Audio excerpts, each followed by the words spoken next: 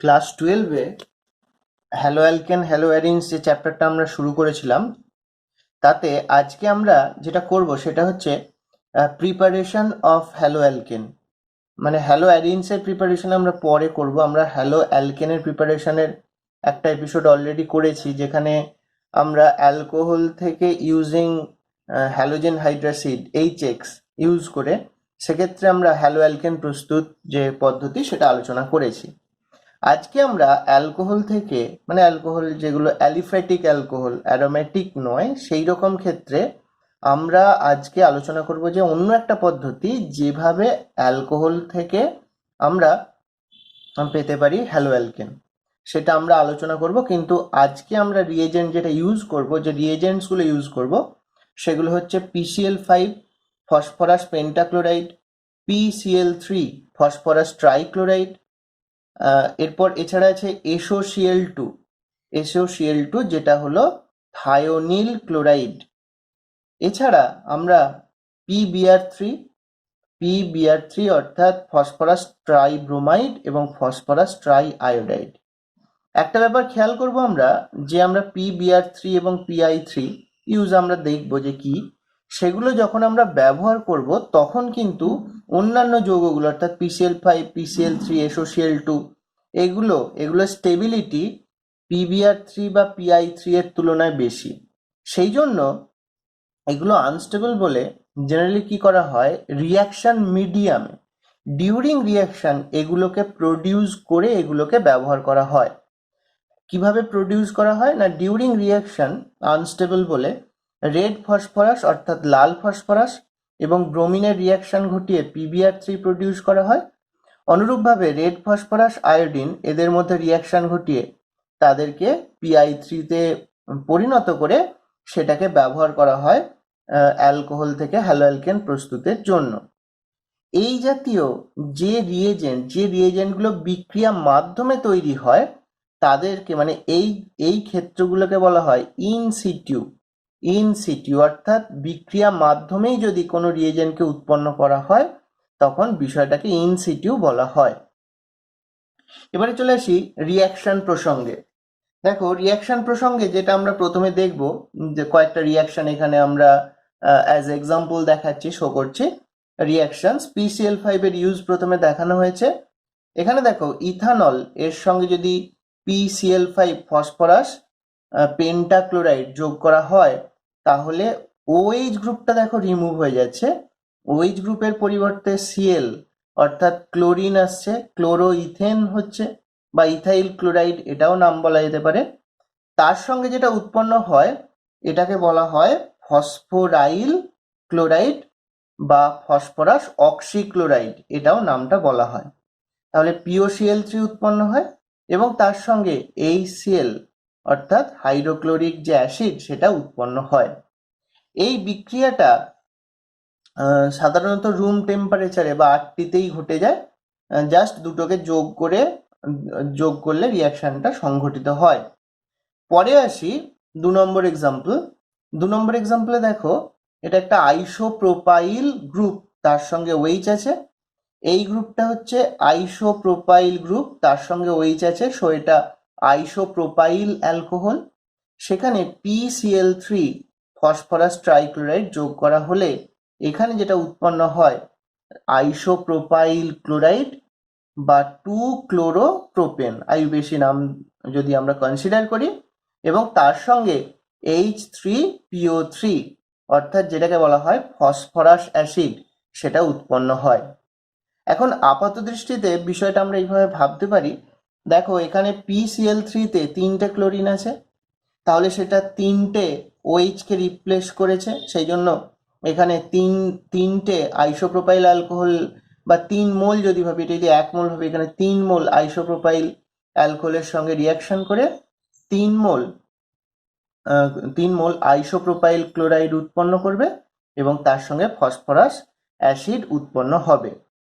এইবার তাহলে এখানে 3টে ক্লোরিন আছে বলে 3 মোলের সঙ্গে রিয়াকশন হলো, এটা আমরা এখানে ভাবতে পারি এইভাবে। নেক্সট রিয়াকশন আসি, যেটা একটা ব্রোমো কম্পাউন্ডকে প্রডিউস করা হয়েছে। বুঝতেই পারছো যে PBr3 যদি ব্যবহার করা হয় তাহলে কিন্তু ব্রোমিন অর্থাৎ ব্রোমো কম্পাউন্ড আমরা পাবো। তাহলে PI3 ব্যবহার করলে অবভিয়াসলি আয়োডো কম্পাউন্ড পাবো। লক্ষ্য করো, আগেই উল্লেখ করা হয়েছে যে PBr3 K in situ generate করে রিয়াকশানে ইনভলভ করা হয়। এখানে দেখো, ইথানলের সঙ্গে PBr3 যেটা রেড ফসফরাস ব্রোমিনের রিয়াকশানে ইন সিটু তাকে প্রডিউস করা হয়েছে, সেটা তখন প্রডিউস হওয়ার পর সেটা রিয়াকশানে ইনভলভ হবে। এবং এখানেও লক্ষ্য করো, PBr3 তে যেহেতু 3টে ব্রোমিন অ্যাটম আছে, তাহলে এটা 1 মোলের সঙ্গে 3 মোল ইথানল রিয়াকশন করবে, 3টে OH কে রিপ্লেস করে তাদের জায়গায় ব্রোমিন আসবে এবং তার সঙ্গে ফসফরাস অ্যাসিড আগের বারের মতোই উৎপন্ন হবে। নেক্সট আসি, এখানে দেখো, এখানে আইসোপ্রোপাইল অ্যালকোহল নিয়ে আরেকটা দেখানো হয়েছে। রেড ফসফরাস আয়োডিনের মধ্যে রিয়াকশন ঘটিয়ে in situ PI3 phosphorus triiodide তৈরি করে নেওয়া হয়েছে। অনুরূপ রিয়াকশন যেটা আগের বারে এটায় ঘটেছে, অনুরূপ রিয়াকশনের মাধ্যমে আইসোপ্রোপাইল আয়োডাইড উৎপন্ন হয়েছে এবং ফসফরাস অ্যাসিড বাকিগুলোর মতোই এখানেও উৎপন্ন হয়েছে। তাহলে এখান থেকে আমরা যেটা বুঝতে পারলাম, যদি আমরা ক্লোরো কম্পাউন্ড করতে চাই তাহলে PCl5 বা PCl3, যদি ব্রোমো কম্পাউন্ড করতে চাই তাহলে PBr3, আয়োডো কম্পাউন্ড করতে হলে PI3 আমরা ব্যবহার করব।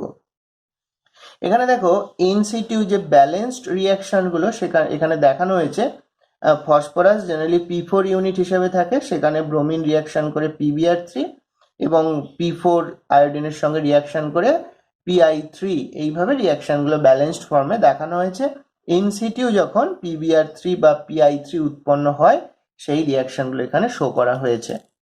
তাহলে আমরা দেখলাম PCl5 বা PCl3, PBr3, PI3 এদের কাজ হচ্ছে, যেখানে অ্যালকোহলের OH গ্রুপ আছে বা অন্য কোনো জায়গাতে অন্য কোনো বলা যেতে পারে যে জৈব যৌগেও যদি OH গ্রুপ থাকে অন্য কোনো ফাংশনাল গ্রুপের মধ্যে, তাকেও রিপ্লেস করে আয়োডিন, ব্রোমিন বা ক্লোরিন যেমন যেমন আমরা যোগ করব সেই মতো আসতে পারে। এবারে আমরা চলে আসি পরের আরেকটা রিয়াকশন বা সম্পর্কে আলোচনায়।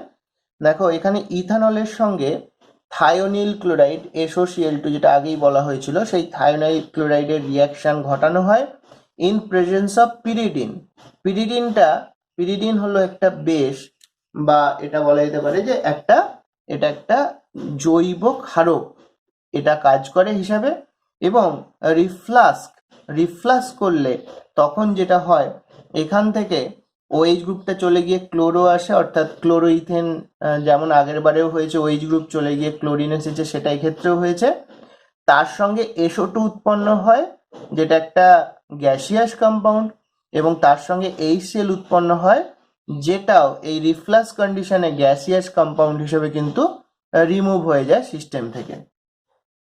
যদি আমরা SOCl2 অর্থাৎ থায়োনিল ক্লোরাইডের পরিবর্তে থায়োনিল ব্রোমাইড ব্যবহার করি, তাহলে অনুরূপ রিয়াকশনের মাধ্যমে আমরা ব্রোমোইথেন পাবো এবং তার সঙ্গে অবভিয়াসলি HBr উৎপন্ন হবে। এই যে SOCl2 এর সঙ্গে পিরিডিন মাধ্যমে রিফ্লাক্স কন্ডিশনে এই যে রিয়াকশনটা বা এই যে প্রসেসটা, এটার নাম হচ্ছে ডার্জেন্স প্রসেস। এবার লক্ষ্য করো, এই রিয়াকশনের সঙ্গে অন্য রিয়াকশনগুলোর আমরা একটু ছোট্ট কম্পেয়ার একটা বিষয় করব। এখানে খেয়াল করে দেখো, এই যে কনভার্সনটা হচ্ছে, এই কনভার্সন হওয়ার সময় সাপোজ এখানে ইথানল নেওয়া হয়েছে, ইথানল থেকে যখন থায়োনিল ক্লোরাইড পিরিডিন মিডিয়ামে রিয়াকশন করা হচ্ছে, তখন দেখো তার সঙ্গে ethyl chloride, sulphur dioxide, HCl। তাহলে আমাদের মূল বা টার্গেট মলিকিউল কোনটা, টার্গেট কম্পাউন্ড কোনটা, সেটা হলো ইথাইল ক্লোরাইড। তাহলে ইথাইল ক্লোরাইডের সঙ্গে আর যে উপজাত যৌগগুলো মানে সালফার ডাইঅক্সাইড বা HCl উৎপন্ন হয়, লক্ষ্য করো এই দুটো কিন্তু রিফ্লাক্স কন্ডিশন বলে এরা কিন্তু বিক্রিয়া পাত্র থেকে কিন্তু SO2 গ্যাস আকারে বা HCl গ্যাস আকারে রিমুভ হয়ে যায়। তাহলে আমাদের বিক্রিয়া পাত্রে অনেকটাই বিশুদ্ধ ইথাইল ক্লোরাইড কিন্তু পড়ে থাকে, আর বাকি যে উপজাতগুলো সেগুলো সহজেই রিমুভ হয়ে যায়। সহজেই রিমুভ হয়ে যাওয়ার কারণে আরও একটা ব্যাপার ঘটে, অধিকাংশ যে আমাদের জৈব যৌগের যে বিক্রিয়াগুলো সেগুলো উভমুখী চরিত্রের হয়। আমরা ক্লাস 11-এর লা শাতেলিয়ারের নীতি, লা শাতেলিয়ারের যে প্রিন্সিপাল সেটা পড়েছি। সেখানে আমরা দেখেছি বিক্রিয়াজাত পদার্থ যদি সিস্টেম থেকে রিমুভ হয়ে যায় তাহলে বিক্রিয়াটা সম্মুখ দিকে এগোনোর একটা প্রবণতা দেখায়। সুতরাং থায়োনিল ক্লোরাইড ব্যবহার করলে কিন্তু ক্লোরোইথেন যে তৈরির যে প্রবণতা, অর্থাৎ ক্লোরো অ্যালকেন তৈরির যে প্রবণতা, সেটা কিন্তু বাড়বে। কিন্তু অন্যান্যগুলো যদি খেয়াল করে দেখো, PCl5 ব্যবহারে উৎপন্ন POCl3, HCl বা PCl3, PBr3 ইত্যাদি ব্যবহারে তাদের দরুন উৎপন্ন যে উপজাত যৌগ বা উপজাত পদার্থ ফসফরাস অ্যাসিড, সেটা কিন্তু বিক্রিয়া মাধ্যমেই থেকে যায়, অর্থাৎ বিক্রিয়া পাত্রেই থেকে যায়। তাহলে আমাদেরকে কিন্তু আবার রিপিউরিফিকেশন করতে হবে এটাকে বা এগুলোকে পাওয়ার জন্য। কিন্তু তুলনামূলকভাবে এখানে উৎপন্ন যে হ্যালো অ্যালকেন তার বিশুদ্ধতা প্রাথমিক অবস্থাতেই বেশি থাকছে, কারণ উপজাত যৌগগুলো কিন্তু বিক্রিয়া পাত্রে উপস্থিত থাকছে না। তাই বলা যেতে পারে যে ডার্জেন প্রসেসটা ক্লোরো বা যদি আমরা এইভাবে ব্রোমো যৌগ তৈরি করি তাহলে সেটা কিন্তু এই অর্থে বেটার দেন PCl5 বা PCl3, যে পিউরিফিকেশনের বা বলা যেতে পারে বিশুদ্ধিকরণ, উৎপন্ন যৌগের বিশুদ্ধিকরণটা সহজতর ইন কেস অফ SOCl2 বা SOBr2। তাই এটাকে আমরা ধরে নিতে পারি যে এটা PCl3 বা PCl5 এর তুলনায় সুবিধাজনক একটা পদ্ধতি। তাহলে আমরা এবার পরবর্তী আর একটা বিষয় এখানে দেখে নেব। দেখো এখানে একটা আলোচনা আমরা এখানে দেখিয়েছি যে আমরা বলেছি যে PCl3 বা PBr3 এই যে যৌগগুলো এগুলো ব্যবহার করলে আমরা যেখানে OH গ্রুপ আছে সেই OH গ্রুপটাকে আমরা রিমুভ করে দিয়ে ক্লোরিন আনতে পারি। এখানে লক্ষ্য করে দেখো এটা একটা অ্যাসিড, জৈব অ্যাসিড CH3COOH, অর্থাৎ এটা হলো অ্যাসিটিক অ্যাসিড। খেয়াল করো অ্যাসিটিক অ্যাসিডের যদি স্ট্রাকচারটাকে আমরা ব্রেক করি তাহলে এখানেও কিন্তু একটা OH গ্রুপকে আমরা পাই। তাহলে এই OH গ্রুপটাও কিন্তু PCl5 এর সঙ্গে যদি রিয়াকশন করে তাহলে ঠিক আগের বারের মতোই, যেমন OH থাকলে সেটা রিমুভ হয়ে গিয়ে ক্লোরো আসে, এখানেও সিমিলার সিচুয়েশন হবে এবং দেখা যাবে যে C ডবল বন্ডও যেমন ছিল তেমন থেকে গেল, কিন্তু OH গ্রুপটা চলে গিয়ে ক্লোরিন এলো। অর্থাৎ আমরা অ্যাসিটিক অ্যাসিড থেকে শুরু করলে পেয়ে যাচ্ছি CH3C ডবল বন্ড Cl, যেটার নাম হচ্ছে অ্যাসিটাইল ক্লোরাইড। এবং অবভিয়াসলি যেহেতু আমরা এখানে PCl5 ব্যবহার করছি তার সঙ্গে POCl3 এবং HCl সেটাও কিন্তু উৎপন্ন হবে। তাহলে আজকে আমরা যে বিষয়টা প্রাথমিকভাবে আলোচনা করলাম সেটা হলো যে অ্যালকোহল থেকে আমরা PCl3, PCl5, PBr3, PI3 বা SOCl2, SOBr2 এগুলো ব্যবহার করে আমরা কিভাবে অ্যালকোহল থেকে হ্যালো অ্যালকেন প্রস্তুত করব। এরপরে আমরা এই আলোচনাগুলোর প্রসঙ্গে যে সেকেন্ড পার্টটা এবারে আমরা আলোচনা করব সেটা হলো যে এই রিয়াকশনগুলোর কয়েকটা রিয়াকশনের মেকানিজম বা কিভাবে রিয়াকশনগুলো সংঘটিত হচ্ছে সেই বিষয়ে একটা সংক্ষিপ্ত আলোচনা এরপরে আমরা করব। আমরা এখন যে রিয়াকশনের মেকানিজম সম্পর্কে আলোচনা করব সেটা আরেকবার আমরা লিখে নেব। ROH এর সঙ্গে PCl5 রিয়াকশন করলে এখান থেকে যেটা উৎপন্ন হয় সেটা হচ্ছে RCl, আরটা একটা অ্যালকিল গ্রুপ, এবং তার সঙ্গে যেটা উৎপন্ন হয় POCl3 ফসফরাস অক্সিক্লোরাইড, এবং তার সঙ্গে পাশাপাশি যেটা উৎপন্ন হয় HCl। তো এই রিয়াকশনটা সম্পর্কে, তার মেকানিজম সম্পর্কে প্রথমে আমরা আলোচনা করব। দেখো আমরা রিয়াকশনটাকে এইভাবে লিখতে পারি যে ROH এ যে অক্সিজেন আছে সেই অক্সিজেনের লোন পেয়ারটা ইনিশিয়ালি PCl5 এর যে ফসফরাস আছে তাকে আক্রমণ করে বা অ্যাটাক করে। তো আমরা দেখো এইভাবে আগে PCl5 এর স্ট্রাকচারটা লিখে নেবো। এখানে ফসফরাস, এখানে ক্লোরিন, এখানে আরো 3টে ক্লোরিন এলো, এখানে 4th ক্লোরিনটা। এইবার এই লোন পেয়ারটা ফসফরাসে যখন অ্যাটাক করবে তখন এই ক্লোরিনটা অ্যাজ ক্লোরাইড রিমুভ হয়ে যাবে। তাহলে এখানে কিরকম ঘটবে না -Cl-, অর্থাৎ ক্লোরাইড হিসাবে এটা রিমুভ হয়ে গেল, এবং তার সঙ্গে উৎপন্ন হচ্ছে দেখো ROH। এখানে দেখো ফসফরাসের সঙ্গে নতুন একটা বন্ড ফর্ম হয়েছে, এখানে ক্লোরিন, এখানে ক্লোরিন, এখানে ক্লোরিন, এখানে ক্লোরিন। কিন্তু দেখো এখানে অক্সিজেনটা লোন পেয়ার ডোনেট করেছে বলে এটা কিন্তু প্লাস হয়ে যাবে বা পজিটিভ হয়ে যাবে। এবারে নেক্সট লক্ষ্য করো, যে সিএল মাইনাসটা এখান থেকে রিমুভ হয়েছিল সেই সিএল মাইনাসটা এবারে কি করবে না এইখান থেকে হাইড্রোজেনটাকে টেক আপ করে নেবে, বন্ডটা অক্সিজেনের উপর শিফট হয়ে যাবে। এবং এই ঘটনাটা যখন ঘটবে তখন দেখো এখান থেকে কিন্তু দেখো সিএল মাইনাস আর এইচ এটা যুক্ত হয়ে গিয়ে অ্যাকচুয়ালি এইচ সিএল হয়ে এটা রিমুভ হয়ে যাচ্ছে। সুতরাং দেখো এইখানে এসে আমরা কিন্তু এই যে এইচ সিএল কিভাবে মানে উৎপন্ন হয় সেটা কিন্তু আমরা এখানে দেখতে পাচ্ছি। এবার নেক্সট দেখো এর পরে যে যৌগটা যে পদার্থটা বা যৌগটা থাকে সেটা এইরকম খেয়াল করো, এখানে অক্সিজেন, এখানে অ্যালকিল গ্রুপ যেটা আছে সেটা, এখানে ফসফরাস, এখানে ক্লোরিন, এখানে ক্লোরিন, এখানে ক্লোরিন, এখানে আরেকটা ক্লোরিন আছে। এইবার এই যে ফসফরাস আর ক্লোরিন যে এইখানে যে বন্ডটা আছে এই বন্ডটা কি হয়, অর্থাৎ এই বন্ডের যে দুটো ইলেকট্রন সেই দুটো ইলেকট্রনকে নিয়ে ক্লোরিন এই আর এর সঙ্গে অ্যাটাচ হয়ে যায় এবং এই বন্ডটা এখান থেকে এখানে শিফট হয়ে যায়।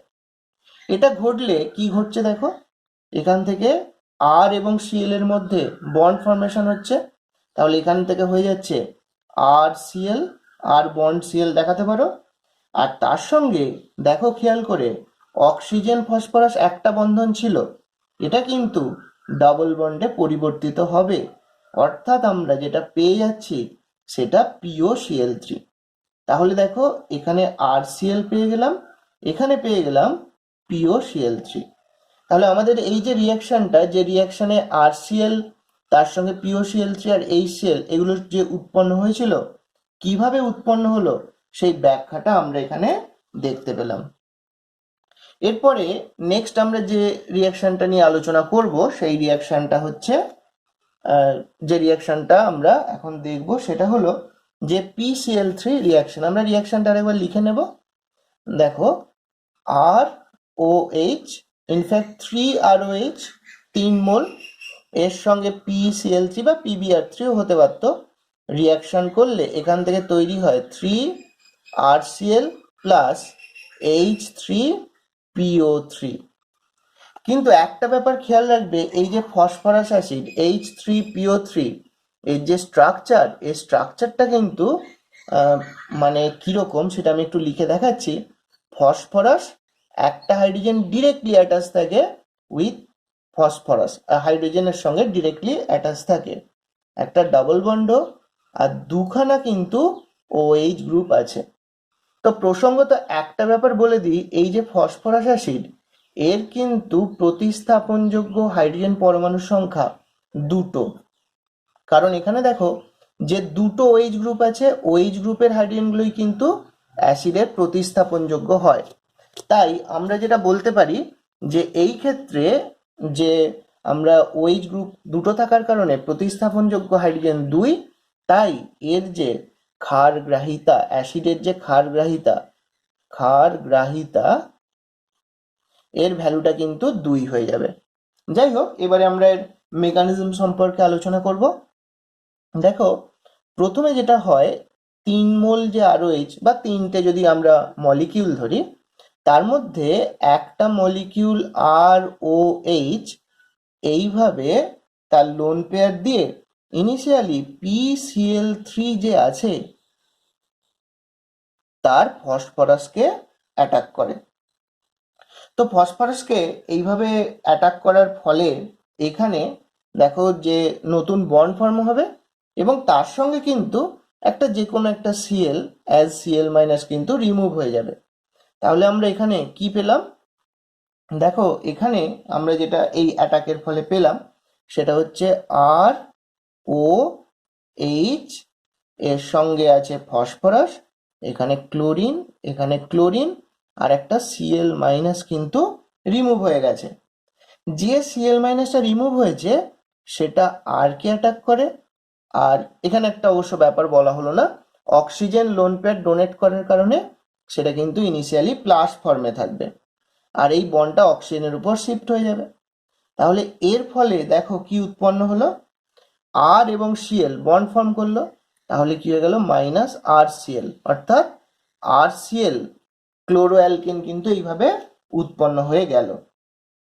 তো এর ফলে কি উৎপন্ন হলো একবার খেয়াল করো। এখানে যেটা উৎপন্ন হয়েছে সেটা হচ্ছে অক্সিজেনের সঙ্গে হাইড্রোজেনটা বন্ড আছে, এখানে পি, এখানে সিএল, এখানে সিএল।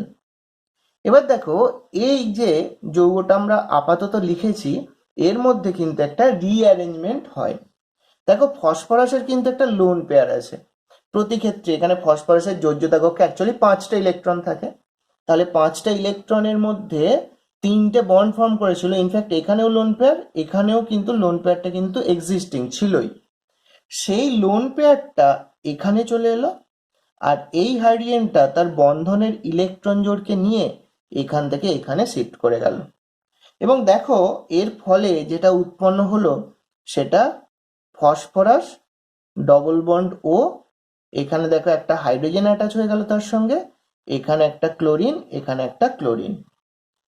একটু ব্যাপারটা এখানে খেয়াল করে দেখো, এখানে একটা লোন পেয়ার ফসফরাস ডোনেট করেছিল, কিন্তু হাইড্রোজেনের থেকে সে আবার 2টো ইলেকট্রনকে আবার ফিরে পেয়ে গেছে। সেই কারণে ওভারঅল কিন্তু ফসফরাসের ওপর বা অক্সিজেনের ওপর কোনো কিছু চার্জ কিন্তু জেনারেট হবে না, কারণ অক্সিজেন একাধারে ইলেকট্রন পেয়েছে, আবার তার ইলেকট্রন চলেও গেছে। তাই কেউই কিন্তু কোনো চার্জ পার্টিকেল ফর্ম করবে না, নিউট্রাল থাকবে বা প্রশম থাকবে। এবার দেখো তাহলে আমরা এখন পর্যন্ত দেখলাম একটা আরওএইচ মলিকিউল রিয়াকশন করেছে। এবারে দেখো সেকেন্ড যে আরো যে অ্যালকোহলের অণুগুলো আছে, মলিকিউলগুলো আছে, তারা এবারে কি করবে, ফসফরাসকে অ্যাটাক করবে এবং এই ক্লোরিনটা ক্লোরাইড হয়ে অ্যাজ Cl- বেরিয়ে গেল। বেরিয়ে যাওয়ার ফলে এখানে কি উৎপন্ন হলো, দেখো এখানে উৎপন্ন হলো অক্সিজেন ডবল বন্ড ফসফরাস, এখানে কিন্তু ক্লোরিনটা বেরিয়ে গেছে, তাহলে এখানে একটা ক্লোরিন থেকে গেছে, একটা হাইড্রোজেন থেকে গেছে, নতুন একটা বন্ড ফর্ম হয়েছে, কি অক্সিজেন একদিকে আর গ্রুপ, একদিকে হাইড্রোজেন গ্রুপ, হাইড্রোজেন এবং অক্সিজেনটা প্লাস। এবার যে Cl- এখান থেকে ডিটাচ হয়েছিল সেই Cl- আর কে এসে অ্যাটাক করলো, বন্ডটা এখানে শিফট হয়ে গেল। তাহলে কি ঘটনা ঘটলো, দেখো এইটা ঘটার ফলে কি হলো, দেখো এখান থেকে -RCl এটা প্রডিউস হলো, অক্সিজেন ডবল বন্ড ফসফরাস, এখানে Cl, এখানে একটা হাইড্রোজেন ডিরেক্টলি অ্যাটাচ আছে, আর তার সঙ্গে খেয়াল করে দেখো আরটা ব্রেক করার ফলে OH গ্রুপ এখানে থেকে গেল। সুতরাং লক্ষ্য করে দেখো এর পরের স্টেপে যখন আরেকটা আরওএইচ রিয়াকশন করলো তখন কিন্তু আবার একটা RCl পেলাম, এবং তার সঙ্গে দেখো পি ডবল বন্ড OH, দেখো এর কাছাকাছি স্ট্রাকচারটা হয়ে গেল, পি ডবল বন্ড OH, আর একটা যে ক্লোরিন এখনো থেকে গেল, খেয়াল করো আরও কিন্তু মিডিয়ামে ROH আছে, সেই অক্সিজেন লোন পেয়ার দিয়ে ফসফরাসকে ডোনেট করে। ঠিক এই প্রসেসটা যদি আরেকবার রিপিট হয়, ROH এর রিয়াকশনটা যদি এখান থেকে এই পর্যন্ত আরেকবার রিপিট হয়, এখানে একটু খেয়াল করো, এখানে 2টো ক্লোরিন ছিল, 2টো ক্লোরিনের একটা ক্লোরিন কিন্তু এই স্টেপে এসে ব্রেক করে গেছে, বেরিয়ে গেছে, গিয়ে OH গ্রুপটা এসেছে। তাহলে এই প্রসেসটা যদি আরেকটা যে ক্লোরিন অবশিষ্ট থেকে গেছে ফসফরাসের সঙ্গে, সেটা যদি আরেক অণু ROH এর সঙ্গে রিয়াকশন করে, তাহলে আমরা এইটার রিপিটেশন পাবো, এই প্রসেস এই স্টেপের রিপিটেশন পাবো, এবং রিপিটেশন হলে আমরা দেখব ফাইনালি যে কম্পাউন্ডটা হবে এখানে আর একটা RCl রিলিজড হবে, এখানে ডবল বন্ড পি OH, একটা H এবং OH, অর্থাৎ আমরা ফাইনালি ফসফরাস অ্যাসিড যেটা আমাদের পাওয়ার কথা ছিল সেটা কিন্তু এইভাবে আমরা পেয়ে যাচ্ছি। তাহলে এইভাবে আমরা দেখতে পাচ্ছি যে দুটো মেকানিজম, দুটো রিয়াকশনের আমরা আলোচনা করলাম।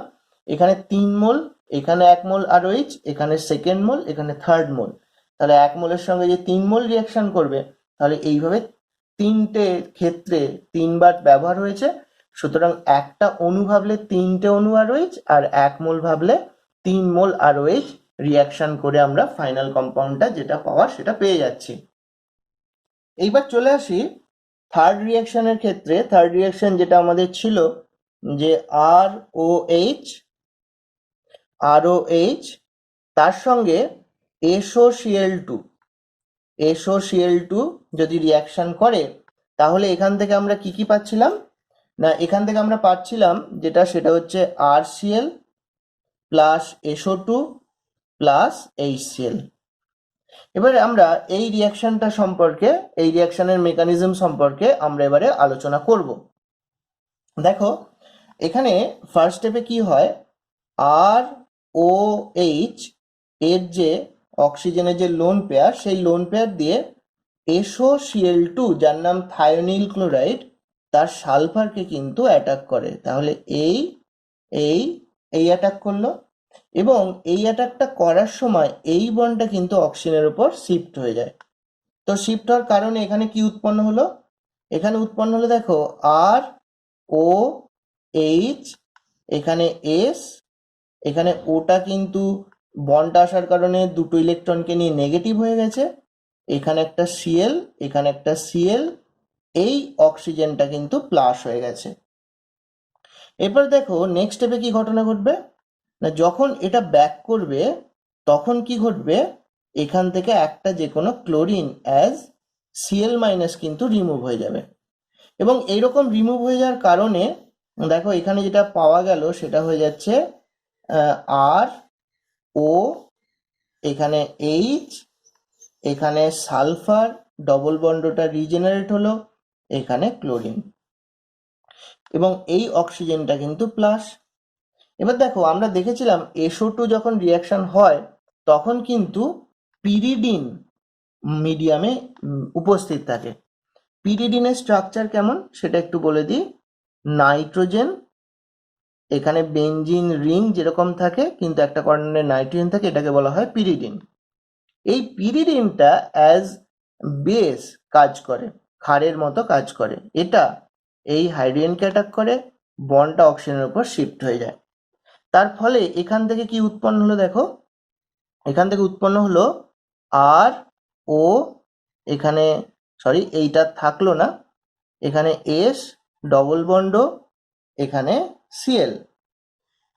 দেখো এইটা ঘটার পর অর্থাৎ H প্লাস এখান থেকে রিমুভ হয়ে গেল। এবার দেখো আগের স্টেপে যে Cl মাইনাসটা রিমুভ হয়েছিল, সেই Cl মাইনাস আর কে অ্যাটাক করবে, আর কে অ্যাটাক করলে এই বন্ডটা এখান থেকে এখানে শিফট হয়ে যাবে, আর এটা এখান থেকে এখানে শিফট হয়ে গেল। তাহলে এখানে দেখো আর এর সঙ্গে ক্লোরিনের একটা বন্ড ফর্ম হলো, তার সঙ্গে দেখো SO2 সালফার ডাইঅক্সাইড সেটা ফর্ম হলো। সালফারে কিন্তু সবসময় মানে সালফারের যোজ্যতা কক্ষে কিন্তু 6টা ইলেকট্রন আছে, তাই SO2 এর গঠনে একটা লোন পেয়ার থাকে, যেটা এখানেও ছিল, আর শো করা হয়নি। আর তার সঙ্গে দেখো যেটা উৎপন্ন হচ্ছে, এখানে Clটা অ্যাজ Cl মাইনাস রিমুভ হয়ে যাচ্ছে।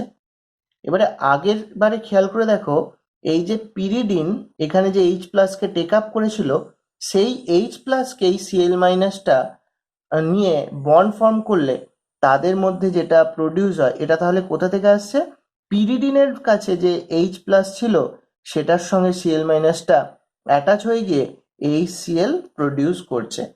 সুতরাং এইভাবে দেখো খেয়াল করলে যে থায়োনিল ক্লোরাইডের সঙ্গে রিয়াকশন করলে RCl পাই, আমরা RCl পেলাম, সালফার ডাইঅক্সাইড পাই, সালফার ডাইঅক্সাইড পেলাম, এবং তার সঙ্গে HCl পাওয়ার কথা, HClও পেয়ে গেলাম। তো এইভাবে থায়োনিল ক্লোরাইডের সঙ্গে যে রিয়াকশন, তার যে মেকানিজম, সেটা আমরা এখানে আলোচনা করলাম। তাহলে এই গেল আমাদের আজকের যে অ্যালকোহল থেকে আমরা কিভাবে আমরা হ্যালো অ্যালকেন পাবো ইউজিং PCl3, PBr3, SOCl2 ইত্যাদি, সেই বিষয়টা আমরা আজকে আলোচনা করলাম।